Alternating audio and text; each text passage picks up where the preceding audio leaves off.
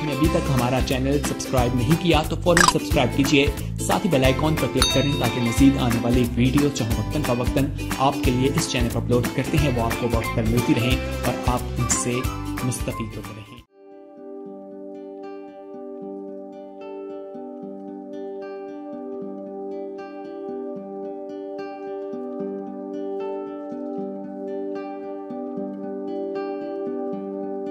हम इस वक़्त खुदावंद के पाक और ज़िंदा और मुक़द्दस कलाम में से आज शाम हम सीखते हैं। मेरे साथ मिलके खुदावंद के पाक कलाम में से निकालें। हम पढ़ेंगे लूका की अंजील पाक उसका 6 बाब और उस 46वीं आयत से 49वीं आयत तक, यानी 49 आयत।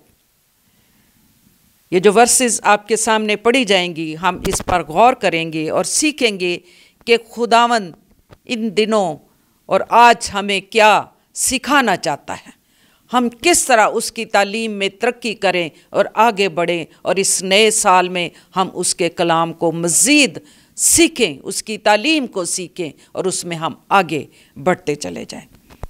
लूका, जिस तरह मैंने बताया, उसका 6 बाब है जिसमें हम पढ़ेंगे खुदावंद के पाक कलाम में उसकी 46वीं आयत से, जब तुम मेरे कहने पर अमल नहीं करते तो क्यों मुझे खुदावंद खुदावंद कहते हो? जो कोई मेरे पास आता और मेरी बातें सुनकर उन पर अमल करता है, मैं तुम्हें जताता हूँ कि वो किसकी मानद है। वो उस आदमी की मानद है जिसने घर बनाते वक्त ज़मीन गहरी खोद कर चट्टान पर बुनियाद डाली। जब तूफान आया और सैलाब उस घर से टकराया तो उसे हिला ना सका, क्योंकि वो मजबूत बना हुआ था। लेकिन जो सुनकर अमल नहीं लाता, वो उस आदमी की मानद है जिसने ज़मीन पर घर को बेबुनियाद बनाया। जब सैलाब उस पर ज़ोर से आया तो वो फिलफोड़ गिर पड़ा और वो घर बर्बाद हुआ। खुदावंद के कलाम के पढ़े जाने पर उसकी बरकत हो। आज जो हम खुदावंद के पाक कलाम में से सीखना चाहते हैं वो ये है कि हम अपनी ज़िंदगियों के बारे हम गौर करेंगे।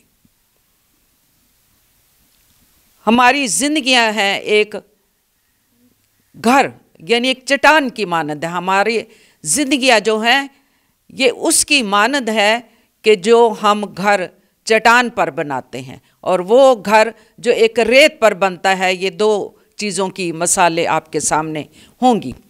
खुदावंद फर्मा बरदारी का मुतालबा करता है। यहाँ जो हमारा मौजू होगा, हमारा अनुमान है कि खुदावंद फर्मा बरदारी का मुतालबा करता है, यानी जब तुम मेरे कहने पर अमल नहीं करते तो क्यों मुझे खुदावंद खुदावंद कहते हो। लफ्ज़ खुदावंद का मतलब है मालिक। हम कहते हैं खुदावंद यानी मालिक, यानी तू हमारा मालिक, तू ही हमारा रहनुमा, हमारा पालनहार, हमें पालने वाला और हमारी जानों का तलंगर तू ही है। तू हमारा मालिक है और हम उसकी मलकियत है। चुनाचे हमारा फ़र्ज़ है कि जो कुछ हमसे कहता है हम वो करें। उसे खुदावंद कहकर पुकारना और फिर उसकी फरमाबरदारी करने से इनकार करना, उसकी खुदावंदियत का सिर्फ इकरार करना काफ़ी नहीं। हम क्या कहते हैं? हम उसे खुदावंद भी कहते हैं, हम उसे अपना मालिक भी कहते हैं, हम इकरार भी करते हैं। जब तक हम इकरार नहीं करते, सिर्फ खुदावंद खुदावंद ही हम उसे पुकारते हैं, तो फिर हम उसकी फरमाबरदारी से इनकार करते हैं। खुदावंद भी कहते हैं और जो कुछ वो चाहता है हम नहीं करते, तो फिर हम उसकी फरमाबरदारी से इनकार करते हैं। हम उसकी फर्माबरदारी नहीं करते। ज़ुबान से तो हम कहते हैं आए खुदावन, आए खुदावन, तेरा शुक्र हो, तेरा शुक्र हो, पुकारते हैं, लेकिन हमारे दिल उससे दूर हैं। हम उसकी ताबेदारी नहीं करते, हम उसके हुक्मों को नहीं मानते, हम उसकी फर्माबरदारी नहीं करते, हम उसके पीछे नहीं चलते, हम उसके कवानीन को नहीं मानते, हम उसके असूलों को नहीं मानते, तो सिर्फ खुदावन खुदावन ही पुकारते हैं, तो इसका मतलब है कि हम उसकी फर्माबरदारी नहीं करते। जिस तरह हम अभी सीखते हैं कि हकीकी ईमान और मोहब्बत इसमें है कि उसकी फर्मा बरदारी की जाए। हकीकी ईमान और हकीकी मोहब्बत जो हम उससे करते हैं और करना चाहते हैं, हम उससे पूरा उस पर ईमान रखें, उससे मोहब्बत करें, उसकी बातों को मानें, उसके हुक्मों को मानें, उन पर अमल करें, तो ये हमारी मोहब्बत है और यही हमारी फर्माबरदारी है। फिर हम उसे आए खुदावन कहेंगे जब हम उसके बातों पर हम उस अमल करेंगे, ईमान रखेंगे, ये है उसकी फर्माबरदारी। अगर अमल नहीं करते तो फिर उससे मोहब्बत भी हम नहीं रखते और ना हम उस पर ईमान रखते हैं। तो इसमें हमें ये चाहिए कि जिस तरह हम बाइबल मुक़द्दस में अक्सर सीखते हैं, पढ़ते हैं, और बाइबल मुक़द्दस में बहुत सारी ऐसी बातें हैं जिसमें खुदावंद हमें कहता है कि तुम मुझे राह कहते हो मगर मुझ पर उस राह पे चलते नहीं। तुम मुझे राह कहते हो, यानी राह, हक, ज़िंदगी मैं हूँ। हम खुदावंद के कलाम में ये पढ़ते हैं, लेकिन हम उसके राह पर नहीं चलते। हम उसे ज़िंदगी कहते हैं, लेकिन अपनी ज़िंदगी में उसको अपनाते नहीं। उसके मुताबिक हम अपनी ज़िंदगी बसर नहीं करते।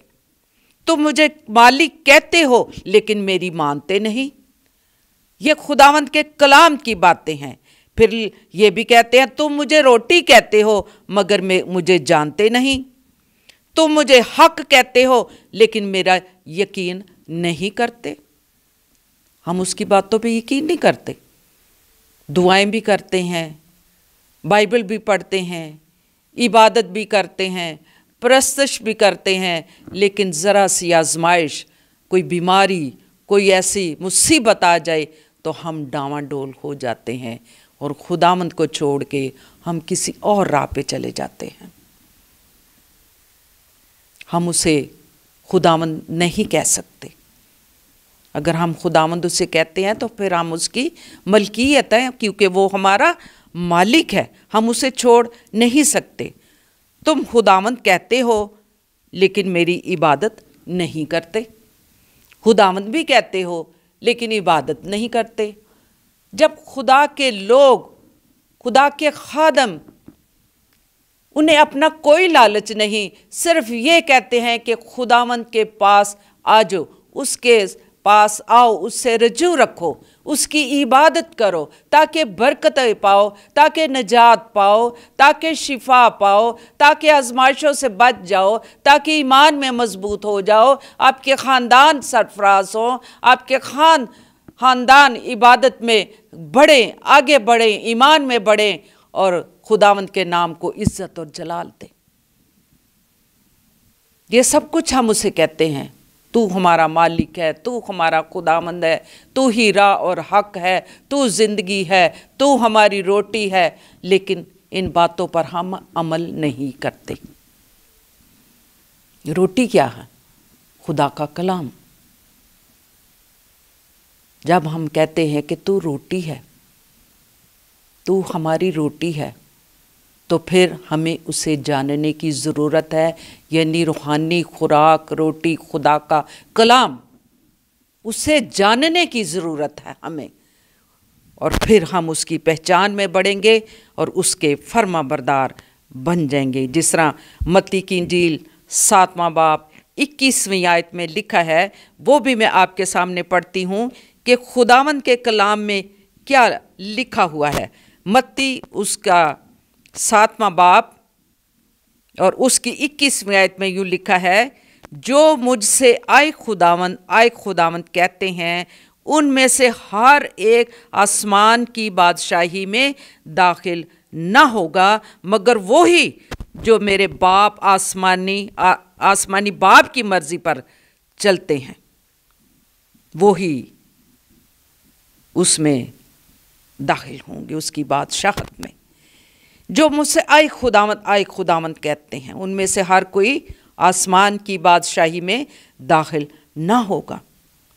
लेकिन यस्सु उन लोगों को खबरदार करता है जो उसको अपना मुनंजी मानने के झूठे दावे करते हैं, लेकिन दिल से कभी ईमान नहीं लाते। जो मुझे खुदावंद कहते हैं, उनमें से हर कोई खुदा की बादशाही में दाखिल नहीं होगा। ये झूठे दावे करते हैं, आए खुदावंद कहते हैं, लेकिन मुझसे दूर हैं, मुझे रद्द करते हैं, मेरी इबादत नहीं करते, मेरे हुक्मों को नहीं मानते, मेरी रिफाकत में नहीं आते, मेरी इबादत नहीं करते, प्रस्तंज नहीं करते, दुआएं नहीं करते, उसकी हजूरी में नहीं आते, उसकी हजूरी में आने से हीले और बहाने करते हैं और दुनियादारी के कामों में मसरूफ़ हैं। ये दुनिया के काम तो कभी ना ख़त्म होने वाले, लेकिन हमारी फरमाबरदारी यही है। हमारा हक तब बनता है कि जब हम आए खुदावंद कहें और उसकी बातों पर अमल करें और उसकी फरमाबरदारी करें। आए खुदावंद तो कहते हो, लेकिन दिल मुझसे दूर है, मुझे रद्द करते हो, वो सारे आसमान की बादशाही में दाखिल ना होंगे। हमें इन सारी बातों पर गौर करना चाहिए कि हम किस तरह उसकी बादशाही में दाखिल हो सकते हैं। सिर्फ आए खुदावंद कहने से अपनी रूहों और अब्दियत के लिए सिर्फ वही लोग यकीनी काम करते हैं जो मसीह के पास ना सिर्फ तालिब इल्मों की तरह उसकी बातें सुनते और सीखते हैं और उन पर अमल भी करते हैं। जो खुदावंद के पास आते, उसके कलाम को सीखते और उस पर अमल करते हैं। अमाल की किताब में आपने पढ़ा होगा, जहाँ लिखा हुआ है कि शागिर्द क्या करते थे, हर रोज़ हैकल में जमा होते, रिफाकत रखते, रोटी तोड़ते, तालीम पाते, दुआएं करते थे। तालीम पाते यानी तालिब इल्मों की तरह वो सीखते थे, खुदा के कलाम को सीखते थे, तालीम पाते थे। जब तक हमारी जिंदगी है, जब तक खुदावंद ने हमें सांसें बख्शी हैं, अब नया साल भी उसने हमें बख्शा है, हम उसकी तालीम को सीखें, हम तालिब इल्मों की तरह उसके कलाम को पढ़ते रहें, सीखते रहें और खुदावंद से कलाम मांगते रहें, हिकमत मांगते रहें और सीखते रहें, और तब ही आप रूहानी तौर पर और उसकी बादशाही में दाखिल हो सकेंगे। जो उसकी बातों को सुनते और उस पर अमल करते हैं, वही उसके फरमाबरदार हैं। जो उसकी तालीमात को सीखते हैं, जो उसके असूलों पर चलते हैं, वही उसकी बादशाही में दाखिल होंगे। और इसमें एक अहम बात जो हम सीखना चाहते हैं, अहम हकीकत पर मज़ीद जोर देने के लिए खुदावंद ने घर बनाने वाले दो आदमियों की कहानी जो हम पढ़ते हैं, और मैंने अभी पढ़ा है लूका की इंजील में, वहाँ पर यह भी लिखा है कि हम इसकी तशरीह यूँ करते हैं, यानी अक्लमंद आदमी वो है जो ईमान लाकर नजात पाता है। कौन है अक्लमंद आदमी? जो ईमान लाकर नजात पाता है, जो खुदा के कलाम को सीखते हैं। और बेवकूफ़ आदमी वो है जो मसीह को रद्द करके हलाक हो जाता है, जो मसीह को रद्द करके हलाक हो जाता है, वो बेवकूफ़ आदमी है। लेकिन इस कहानी का गहरा मतलब ये है कि अक्लमंद आदमी वो है जो मसीह के यानी नजात पाता है, उसकी बातों पर अमल करता है, उसकी हदायत पर चलता है, उन पर अमल करता है, यानी उसकी फरमाबरदारी करता है। वो अक्लमंद आदमी है। यानी मिसाल दी गई है दो अक्लमंद आदमियों की कि एक ने घर चट्टान पे बनाया और एक ने रेत पर बनाया। ये एक बहुत अच्छी तशरीह इसमें की गई है कि किस तरह खुदावंद ने, जो अक्लमंद आदमी था जिसने चट्टान पर अपना घर बनाया, ये वो आदमी है जो खुदावंद के कलाम को सुनते और उस पर अमल करते हैं। वो ही अक्लमंद है और वो ही फरमाबरदार है, क्योंकि वो मुतालबा करता है फरमाबरदारी का कि हम किस तरह उसकी फरमाबरदारी करें। इसमें हम सीखते हैं कि हम किस तरह उसके फरमाबरदार बन सकते हैं। और बेवकूफ़ वो है जो कहता है आए खुदावंद, लेकिन मसीह को रद्द करता है। वो बेवकूफ़ आदमी है, रद्द करता है और फिर क्या होता है, आखिर में वो हलाक हो जाता है जिसने घर रेत पे बनाया है। ये उन आदमियों की मिसालें हैं, लेकिन इस कहानी का गहरा मतलब ये है कि अक्लमंद आदमी वो है जो मसीह को पाता है, नजात पाता है, ईमान लाता है, उसकी हदायत पर चलता है, उसकी बातों पर अमल करता है, तो वही फर्मा बरदार बंदा है, वही आदमी फर्मा बरदार होगा। यही वो शख्स है जो अपनी जिंदगी की तामीर मसीही असूलों पर करता है। अक्लमंद आदमी अपनी जिंदगी की तामीर किस पर करता है? मसीह के असूलों और उसकी तालीम पर करता है, जिसने चट्टान पर घर बनाया। और चट्टान कौन है? चट्टान खुदामद यस्सु मसीह है, जिस पर हम अपना घर तामीर करते हैं। और अक्लमंद वही है जिसने मसीह की तालीम पर और उसकी बातों पर अमल किया और उस पे अपने घर को तामीर किया है और उस पर अपनी घर की बुनियाद रखी है। मसीह चट्टान है और मजबूत है, जो उस पर तामीर करता है वही सरफराज होता है और वही इस लायक ठहरता है कि वो बादशाही में दाखिल हो। आई खुदावंद कहने वाले सारे उसकी बादशाही में दाखिल नहीं हो सकेंगे। दाखिल वो हो सकेंगे अक्लमंद और फर्माबरदार जिसने यस्सु यानी मसीह चट्टान पर घर बनाया, उसकी तालीमात पर अमल किया, उस पे हुक्मों को माना और उसके असूलों पर चला है। जो उसकी तालीम पाते हैं और उसकी जिंदगी की तामीर उस चट्टान पर हुई।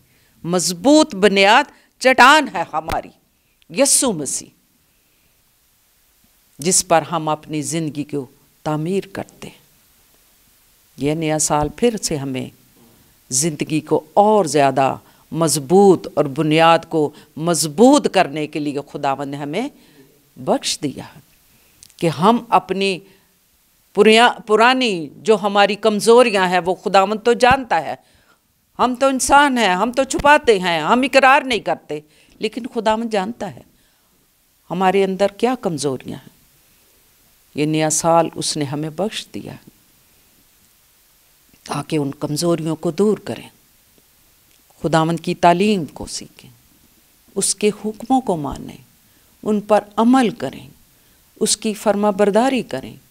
क्योंकि आज का जो मौजू है वो यही है कि खुदावंद फरमा बरदारी का मुतालबा करता है।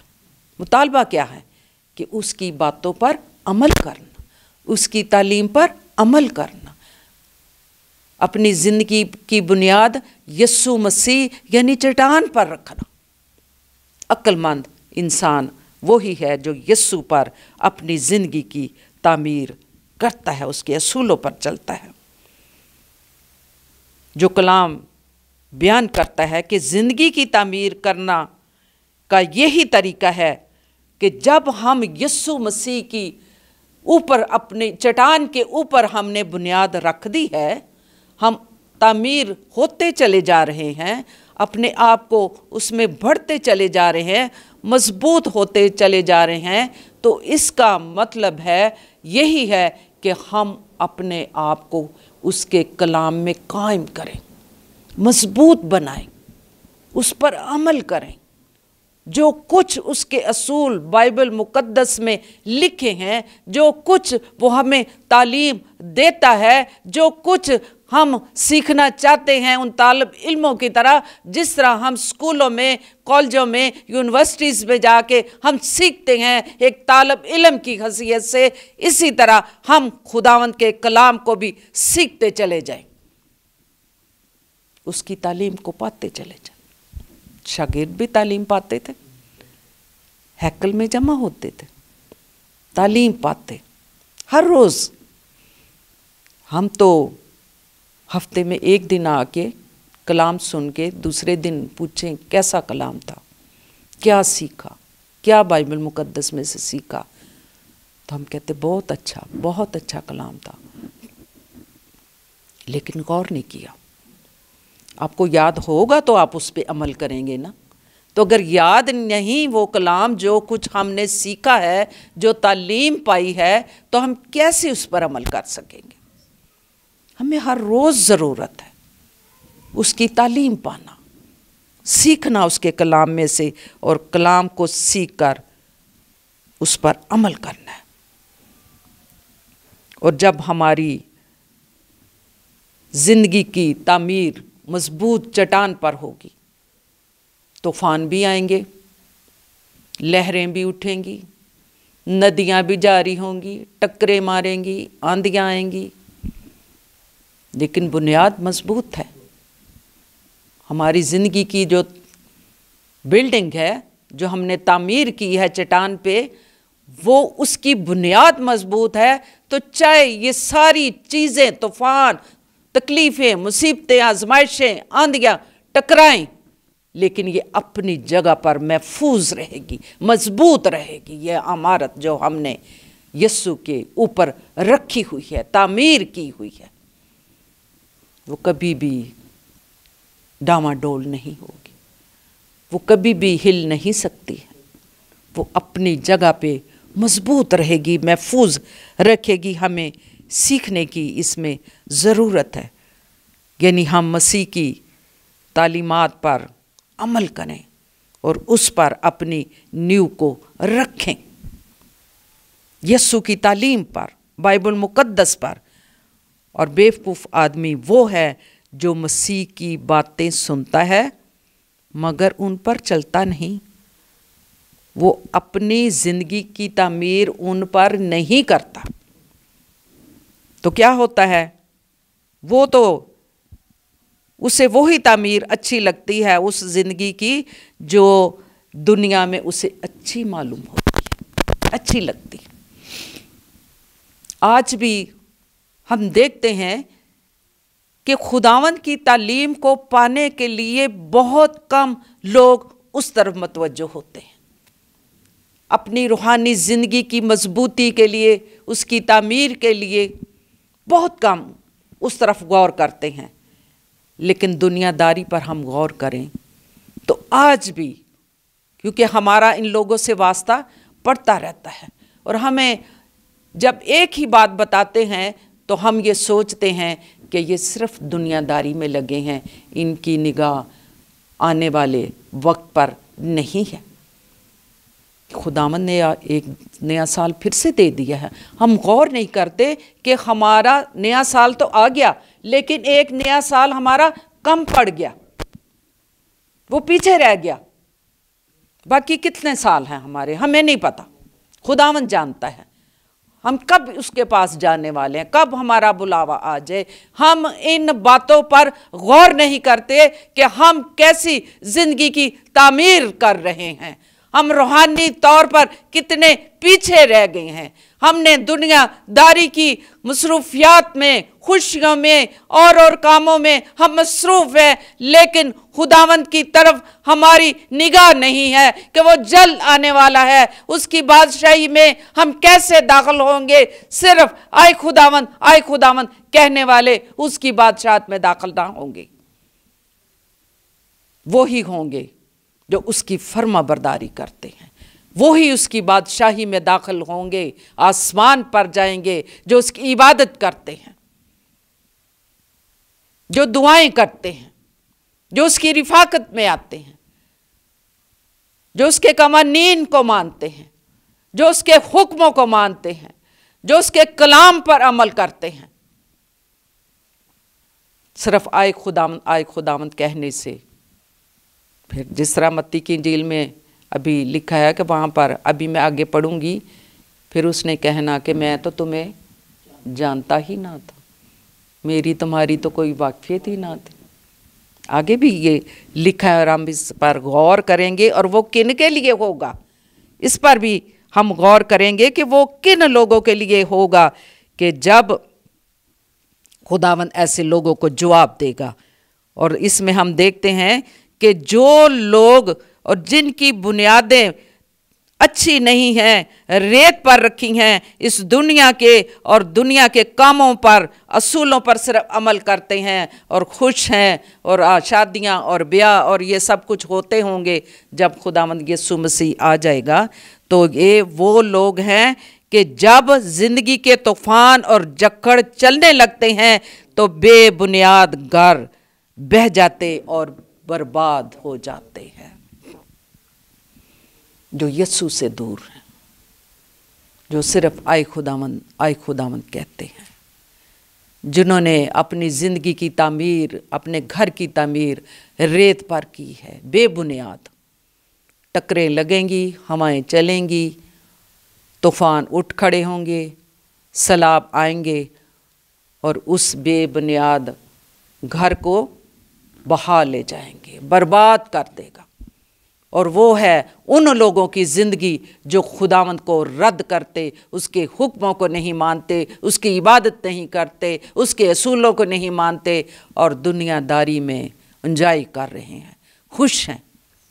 बेशक हमें इस दुनिया में रह के खुशी सुकून की ज़रूरत है, लेकिन दुनिया के कामों में कोई ऐसा रूहानी तौर पर अगर हम दुनिया में रह के दुनियादारी के कामों में रह के हम कहें कि हम आसमान की बादशाही में दाखिल होंगे, तो ऐसा नहीं है। जो आए खुदावंद कह के तो इधर को निकल जाते हैं। खुदावंद तेरा शुक्र हो, खुदावंद तेरा शुक्र हो। मैंने बड़े लोगों को देखा है, बस जी उदा जलाल जाहिर हो रहा, बस जी उदा जलाल ही, लेकिन मैंने उनको कभी ये नहीं देखा कि जो कुछ वो कलाम को पढ़ते या उसकी इबादत करते, उस पर अमल करते, मैंने नहीं कभी देखा उनको। और खुदा के घर में ही खड़े होके झूठ बोल देते हैं। चर्च नहीं आए, वो ना फलाना बीमार से फलाना, हालांकि मुझे पता है और मैंने देखा भी है कि वो ठीक है, लेकिन ऐसे करने से अगर उसका नाम ले रहे हो तो जाना तो आपने खुदावंद के पास है। आपने अपने जो कुछ आप कर रहे हो ज़िंदगी इस दुनिया में रह के, उसका जवाब आपने देना है। आपको ऐसे झूठ और फ्रेब करने से खुदावंद की बादशाहियत में उसकी दाखिल नहीं हो सकते हो। उसकी इबादत करो। जो कुछ है ठीक है, इंसान दुनिया में रहते हुए बीमारी भी है, कई मजबूरियां ऐसी हैं, हम नहीं आ सकते, मजबूरी है, आना मुश्किल है, बीमारी ऐसी है, हम नहीं ऐसे, लेकिन खुदावंद जानता है, उसकी निगाह हमारे दिलों पर है। वो जानता है कि क्या मजबूरी है, क्या बीमारी की वजह से नहीं आ सकते, लेकिन बगैर किसी वजह से अगर हम हीले बहाने करते हैं तो वो खुदावंद भी देखता है। हम उसके सामने इसकी इन बातों के जवाबदेह होंगे। मैं तो कहती हूँ हमने तो एक दिन जवाबदेह होना है उधर जाके। अगर मुझे को कहे कि दुआ की दुआ करते मुझे याद आ जाए, फलां बंदे ने मुझे कहा था, अगर मैं उसको भूल गई हूँ मैं फिर से दुआ शुरू कर लेती। मैंने इसका जवाब देना। उसने कहा मुझे, मैं उसके लिए शफात करूँगी। तो अगर हम इन सारी बातों को रोज़ बरोज़ अपने दिल में रखें, सीखते चले जाएं, उसके हुक्मों को मानें, और जो कुछ बाइबल मुकद्दस में लिखा है हम उसके बातों पर अमल करें, तो हम उसकी बादशाही में दाखिल होंगे। तो हम तो खुदावंद खुदावंद फिर कह सकते हैं, लेकिन जो उसको रद्द करते हैं तो वो तो कभी भी उसकी बादशाही में दाखिल नहीं हो सकते। इसमें यही है कि बेबुनियाद घर बह जाएगा, बर्बाद हो जाएगा। हो सकता है उसकी जान बच जाए, लेकिन उसकी ज़िंदगी बर्बाद हो जाएगी। जान तो बच जाएगी तो, लेकिन रूहानी तौर पर ज़िंदगी बर्बाद, ख़त्म, क्योंकि वो खुदावंद से दूर है। अक्लमंद इंसान बड़ी से बड़ी आफत, तूफ़ान, मुसीबत जो भी आ जाए वो बर्दाश्त करेगा और तूफ़ानों से बच भी जाएगा, क्योंकि उसकी बुनियाद चट्टान पर है। उसने अपनी बुनियाद चट्टान पर यानी यीशु मसीह पर तामीर की हुई है, वो बच जाएगा। और वही फरमाबरदार और ईमानदार खुदा की कुदरत से, ईमान के वसीला से इस नजात के लिए हिफाजत में रहेंगे। अगर हम पढ़ें पहला पतरस पहला बाब और उसकी 5वीं आयत में कि ये लोग ही उसकी हिफाजत में रहेंगे और महफूज रहेंगे जो उसके कलाम पर अमल करते, उसकी फर्माबरदारी करते और उस पर ईमान रखते हैं और उसमें कायम हैं, मजबूत हैं। उन्हीं की हिफाजत होगी, वो ही लोग महफूज रहेंगे। चट्टान पर जिनके घर हैं, तूफ़ान आंधियाँ चलें, जो भी होगा, लेकिन वो घर महफूज रहेंगे।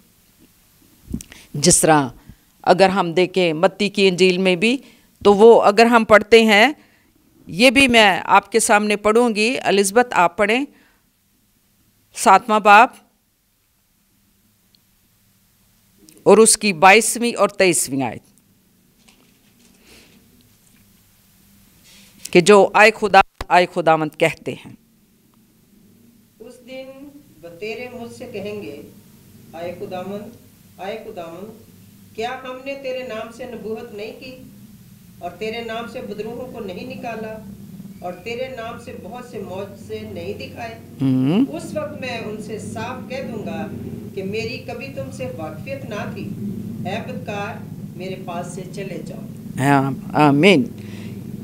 ये है उसका जवाब होगा एंड पे कि जो कहते हैं आए खुदावंद। लेकिन जब खुदावंद की अदालत होगी, दिन वो उसके सामने खड़े होंगे तो कहेंगे कि हमने तो तेरे नाम से बदरूहें भी निकाली, हमने तो ये भी किया, हमने तो वो भी किया, हम तो तेरी गवाही देते थे, हम तो ऐसे करते थे, हम तो नबूतें करते थे, लेकिन उसके कलाम पर अमल नहीं करते थे। उस वक़्त यीशु मसीह के सामने अदालत में जाके वो लोग एहतजाज करेंगे। ये है एहतजाज, यीशु हमने ये किया, यीशु हमने, उसने कहा आए बदकारो, मैं तुम्हें नहीं जानता, मेरी तुम्हारे साथ कोई वाकफियत नहीं है, मेरी नज़रों से दूर हो जाओ। वो जो उसकी फरमाबरदारी नहीं करते, वो जो उसके हुक्मों पर नहीं चलते, वो उसकी सच्चाइयों पर नहीं चलते, उसकी सच्चाइयों पर चले। कलाम सच्चा है, कलाम में लिखा सच्चाई से वाकिफ होगे, सच्चाई तुम्हें आज़ाद करेगी। कलाम सच्चा है। अपने पास से अपनी गढ़ी हुई तालीम लोगों को ना बताएं, बल्कि वो बताएं जो खुदावंद के कलाम में लिखा है, सच्चाई है, वो लोगों तक पहुंचाएं, ताकि लोग बरकत पाएं, लोग नजात पाएं, लोग अपनी तैयारी करें आने वाले जहान में जाने के लिए, आसमान की बादशाही में दाखिल होने के लिए। उसकी फर्मा बरदारी करें, और फर्मा बरदारी जो करते हैं बरकत वो ही पाते हैं। अगर आप पुराने अहदनामा में इस तशना की किताब को पढ़े 28वां बाब और उसका पूरे बाब में फर्मा बरदारी के बारे बरकत लिखी हुई हैं कि जो उसकी बात पर अमल करेगा, जो उसके हुक्मों पर चलेगा, उनके लिए बरकतें ही बरकतें लिखी गई हैं। अगर हम उसके हुक्मों को चलेंगे, उसके हुक्मों को मानेंगे, उसके असूलों पर अमल करेंगे, एहतियात से अमल करके उसके पीछे चलेंगे, तो फिर हमारे लिए, हमारे ख़ानदानों के लिए, हमारे घरानों के लिए बरक़ात ही बरक़ात, खुशहाली है, सरफराजी है, आने वाली नस्लों के लिए बरकतें हैं। घर में रोटी पानी पर बरकत है, हर खेत में बरकत है, हर एक बिजनेस में बरकत है, कारोबार में बरकत है, हर जॉब में बरकत है, हमारे ख़ानदानों में बरकत है, बीमारियों से निजात और शिफा है जो उसकी फर्मा बरदारी करते हैं। इस्तशना 28वां बाब पूरा पढ़ो, वहाँ पर हर किस्म की बरक़ात लिखी गई हैं। अगर तू खुदावंद अपने खुदा की बातें सुने तो ये सब बरकतें तुझ पर नाज़िल होंगी और तुझको मिलेंगी। यानी जो कुछ उसके हुक्म, कानून, कुछ कलाम में लिखा है, अगर तू इस सारी बातें सुनकर उस पर अमल करेगा तो ये सब, ये यानी सारी बरकतें तुझको मिलेंगी। इसमें से अगर हम चंद आयात पढ़ें भी तो किस तरह 28वें बाब में बरक़ात के बारे लिखा गया है। इस्तशना 28वां बाब चंद आयात अगर आप पढ़ो तो यहाँ पर बरक़ात ही बरक़ात हैं किन के लिए, जो उसके हुक्मों को मानते और उस पर चलते हैं, उनके लिए बरकतें, उनके ख़ानदानों के लिए लिखा हुआ है। ये फर्मा बरदारी की बरकतें है ना, कहीं से भी आप पढ़ें कोई भी आयत। शहर में भी तू मुबारक होगा और खेत में भी मुबारक होगा।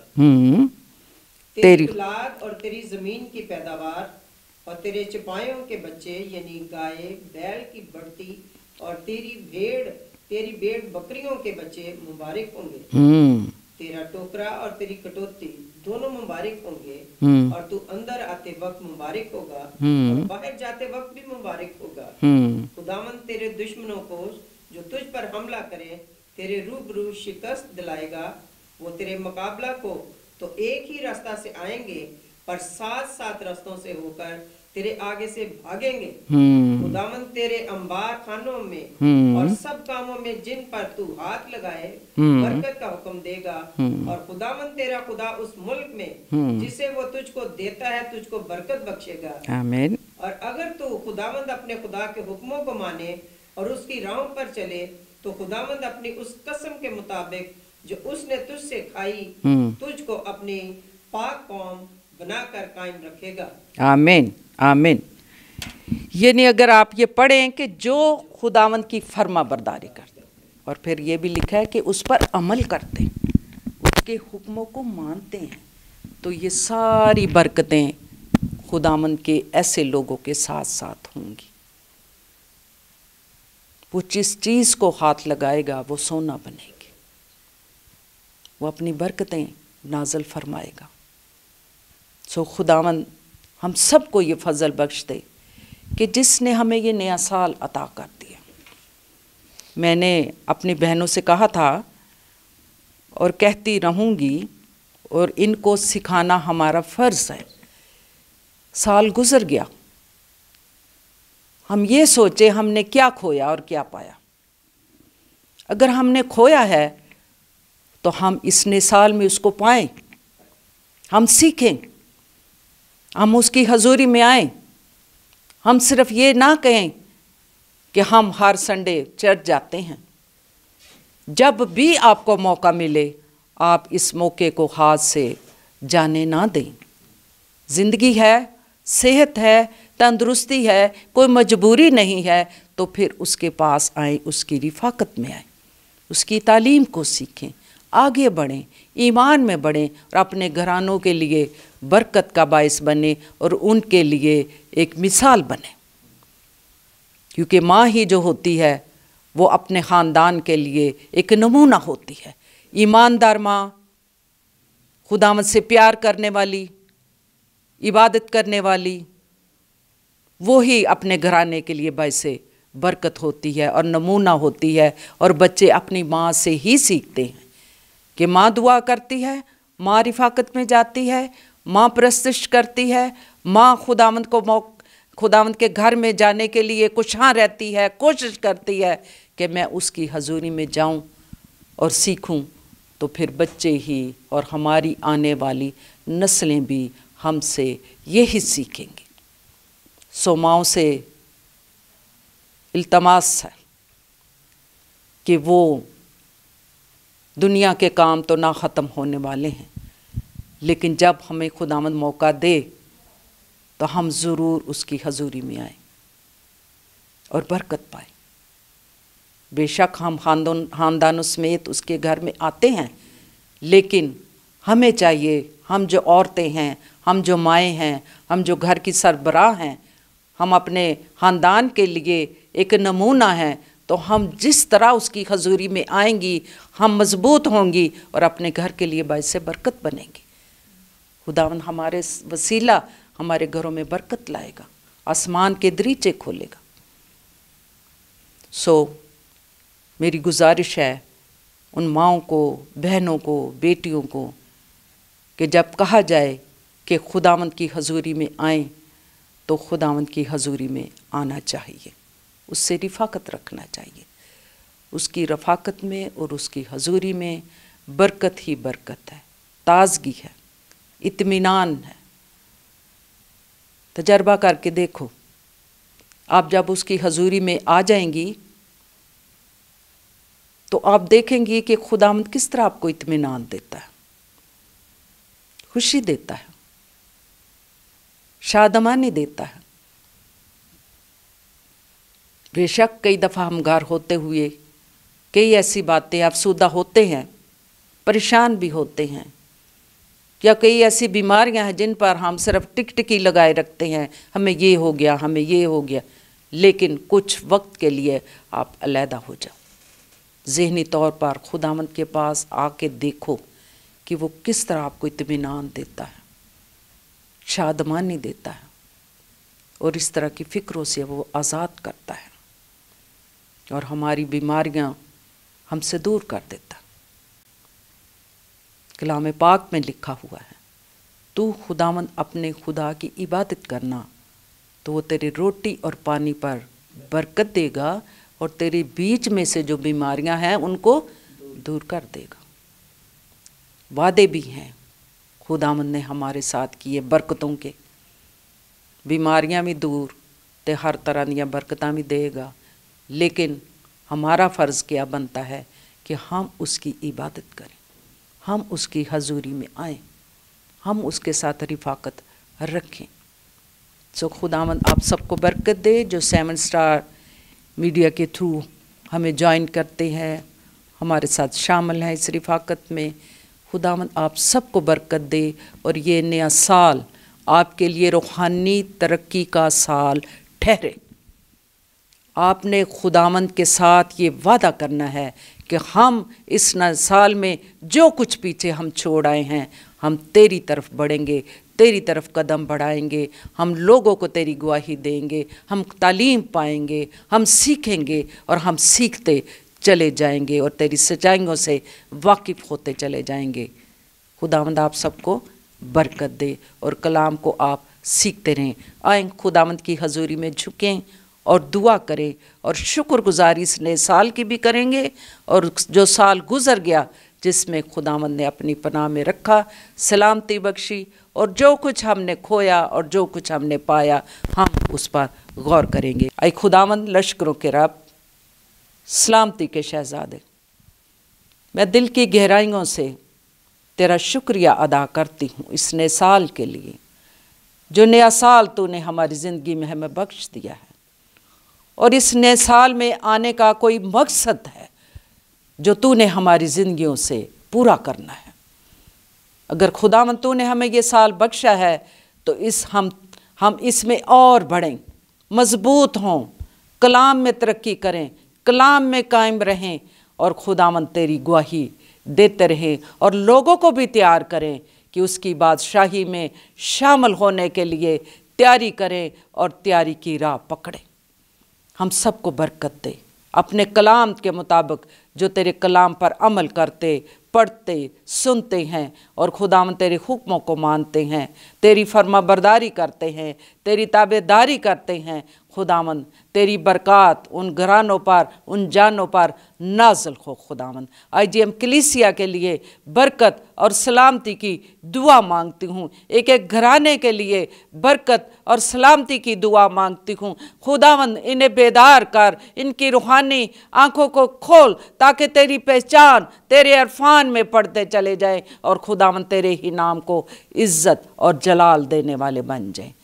आई खुदावंद 7 स्टार मीडिया के थ्रू जो हमें ज्वाइन करते हैं उन सब के लिए बरकत, सलामती की दुआ और ये नया साल उनके लिए सलामती का साल, ईमान में मजबूती का साल ठहरे, सरफराजी का साल ठहरे।